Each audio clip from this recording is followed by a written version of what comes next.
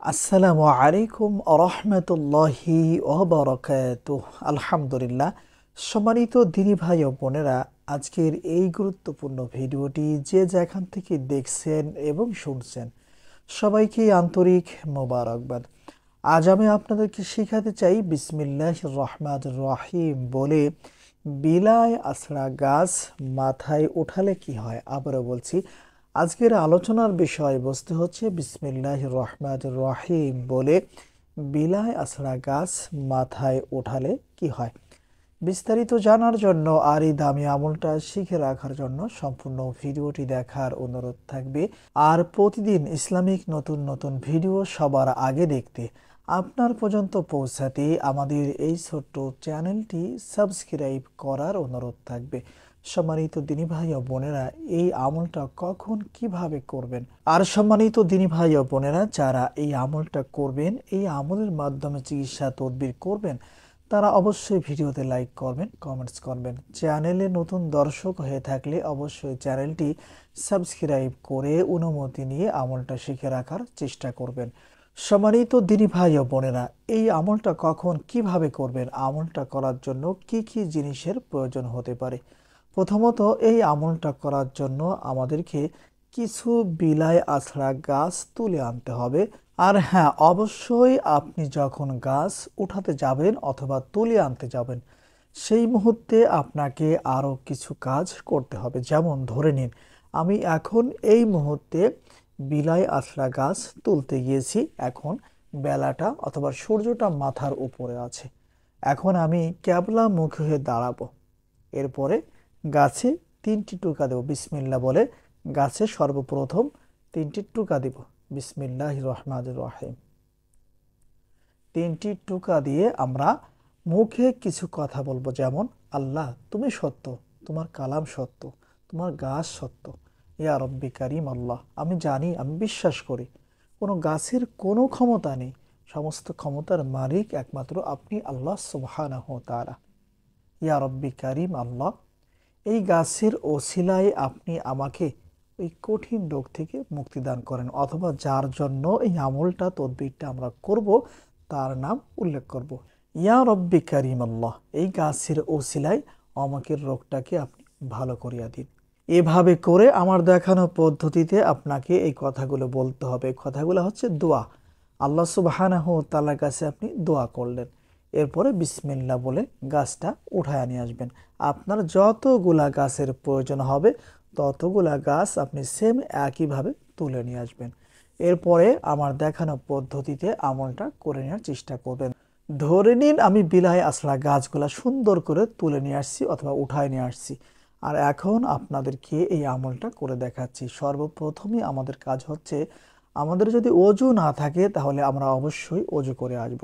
অজু করে আসার পরে আমরা জায়নামাজ বিছিয়ে জায়নামাজের উপরে বসবো, একটি ছুরি নিব, আর এর সাথে আমরা যে বিলায় আসলা গাছ তুলে নিয়ে আসছি এই গাছ আমরা সাথে নিয়ে নিব। আর এর পাশাপাশি আমরা কাঁথা ছিলানো সুতা ব্যবহার করব। সম্মানিত দিনী ভাই ও বোনেরা, ধরে নিন আমার সব কিছু কমপ্লিট, আমি করে নিয়েছি যা যা প্রয়োজন। আর এখন আমাদেরকে যে কাজটুকু করতে হবে, সম্মানিত দিনী ভাই ও বোনেরা, আমরা যে ছুরি নিয়েছি এই ছুরি দিয়ে বিলায় আছড়া গাছে যতগুলা ডালপালা আছে এই ডালগুলা আমাদেরকে কাটতে হবে। এক কথাই আপনাদেরকে বোঝানোর চেষ্টা করি, আমরা যখন বিলায় আছড়া গাছ তুলে আনবো, এই বিলায় আছড়া গাছের বিভিন্ন ডালপালা আছে, সাইডে শাখা প্রশাখা আছে, এই ডালগুলা কেটে আমাদেরকে 100 টুকরা তৈরি করতে হবে। এক কর পরিমাণ আমাদেরকে 100 পিস তৈরি করতে হবে। মূল শিকড় নেওয়া যাবে না। আবারও বলছি, এই বিলায় আছড়া গাছের যে শাখা প্রশাখা ডালগুলা বের হয়েছে এই ডালগুলা থেকে এক কর পরিমাণ 100 পিস আপনাকে এই বিলায় আছড়া গাছের ডালের টুকরা কাটতে হবে। সম্মানিত দিনী ভাই ও বোনেরা, হতে পারে আপনার একটা গাছ হলেও হতে পারে, আবার 2-3টা গাছও আপনার লাগতে পারে। সম্মানিত দিনী ভাই ও বোনেরা, যখন আমাদের 100 টুকরা বিলায় আছড়া গাছ কাটা হয়ে যাবে, এরপরে আমাদেরকে আরও এক টুকরা বিলায় আছড়া গাছের ডাল কেটে নিতে হবে এক কর পরিমাণ। এক পিসও যেন বড় না হয়, সব একই সাইজের এক কর পরিমাণ 101 পিস বিলাই আছড়া গাছ লাগবে। সব একই সাইজের হতে হবে এবং অবশ্যই 101 পিস বিলাই আছড়া গাছ হতে হবে। আবারও বলছি, এই গাছের মূল শিকড় দিয়ে আমলটা করা যাবে না, শুধুমাত্র ডালপালা যা আছে, শাখা প্রশাখা যা আছে, এগুলা দিয়ে আমাদেরকে কাজটা করতে হবে অথবা আমলটা করতে হবে। যখন আমাদের 101 পিস বিলাই আছড়া গাছের টুকরা তৈরি করা হয়ে যাবে, এখন আমাদের কাজ হচ্ছে 3 বার ইস্তিগফার পাঠ করব আমরা। আস্তাগফিরুল্লাহ রাব্বি মিন কুল্লি যামবি ওয়া আতুবু ইলাইহি, আস্তাগফিরুল্লাহ রাব্বি মিন কুল্লি যামবি ওয়া আতুবু ইলাইহি, আস্তাগফিরুল্লাহ রাব্বি মিন কুল্লি যামবি ওয়া আতুবু ইলাইহি। এরপরে আমাদেরকে কষ্ট করে 3 বার দুরুদে ইব্রাহিম অথবা অন্য কোনো দুরূদ শরীফ পাঠ করতে হবে। সম্মানিত দিনী ভাই ও বোনেরা, এখানে একটা বিষয় লক্ষণীয় আছে। 3 বার ইস্তিগফার দুরূদ শরীফ পাঠ করে এই গাছের টুকরাগুলার উপরে কোনো ফু দেওয়ার প্রয়োজন হবে না। সম্মানিত দিনী ভাই ও বোনেরা, এখন হচ্ছে আমাদের মূল কাজ। আমরা যে কাঁথা সেলানো সুতা নিয়েছি, এই সুতার মাধ্যমে আমাদেরকে এই 101 পিস বিলাই আছড়া গাছের টুকরা দিয়ে মালা তৈরি করতে হবে। কিভাবে এই মালাটা তৈরি করবেন? সম্মানিত দিনী ভাই ও বোনেরা, বিশেষ করে যাদের আশেপাশে নদী আছে, যারা বানা চিনে থাকেন, যে মাছ মারার জন্য খাল হতে পারে, গাং হতে পারে অথবা নদী হতে পারে, মাছ মারার জন্য যে বানাগুলা তৈরি করা হয়, বাঁশের বানা তৈরি করা হয় মাছ মারার জন্য, এই বানা সিস্টেমে আমাদেরকে সুন্দর করে এই যে আমরা 1 টুকরা পরিমাণ বিলাই আছড়া গাছ কেটে নিয়েছি, এই 1 টুকরা গাছ সর্বপ্রথম আমরা এই যে কাঁথা সেলানো সুতা নিয়েছি, এই সুতার উপরে রাখবো। যেমন করে আমরা বানাটা বটে থাকি অথবা বানা তৈরি করে থাকি, সেম একইভাবে আমাদেরকে এটা বোনা শুরু করতে হবে। এরপরে আর 1 টুকরা এনে এখানে দিবেন, এরপর ওটাও কি বুনে নেবেন, সেম একইভাবে। যেমনটা মাছ ধরার জন্য ঘূর্ণি তৈরি করা হয়ে থাকে অথবা দোহার তৈরি করা হয়ে থাকে, আরও অনেক কিছুই আমরা এভাবে তৈরি করে থাকি। সম্মানিত দিনী ভাই ও বোনেরা, অবশ্যই খেয়াল রাখবেন এই মালার মধ্যে যেন 101 পিস বিলাই আছড়া গাছের টুকরা থাকে। সম্মানিত দিনী ভাই ও বোনেরা, যখন আমাদের বিলাই আছড়া গাছের টুকরাগুলা দিয়ে বানার মতো করে বোনা হয়ে যাবে, এরপরে আমাদের কাজ হচ্ছে এই 2টা সাইড একেবারে মিশাই ফেলতে হবে, মানে একটা মালার মতো তৈরি করতে হবে। যেমনটা আমরা চুড়ি দেখে থাকি, চুড়ির মাঝখানে ফাঁকা থাকে আর 2 সাইড লাগানো থাকে অথবা মেশানো থাকে, সেম একইভাবে আমাদেরকে মালার মতো করে ঘুরিয়ে আনতে হবে এবং এখানে এসে বেঁধে দিতে হবে। সম্মানিত দিনী ভাই ও বোনেরা, এখানে আরও একটা বিষয় খেয়াল রাখতে হবে, আমলের শুরু থেকে শেষ পর্যন্ত কোনো কথা বলা যাবে না, বিশেষ করে যখন আস্তাগফিরুল্লাহ এখান থেকে শুরু করে এবং শেষ পর্যন্ত এসে আর কথা বলা যাবে না। এরপর যখন আপনার মালাটা কমপ্লিট হয়ে যাবে, একবার দুরূদ শরীফ পাঠ করবেন, যে কোনো দুরূদ শরীফ পাঠ করলেও চলবে, যেমন সাল্লাল্লাহু আলাইহি ওয়াসাল্লাম।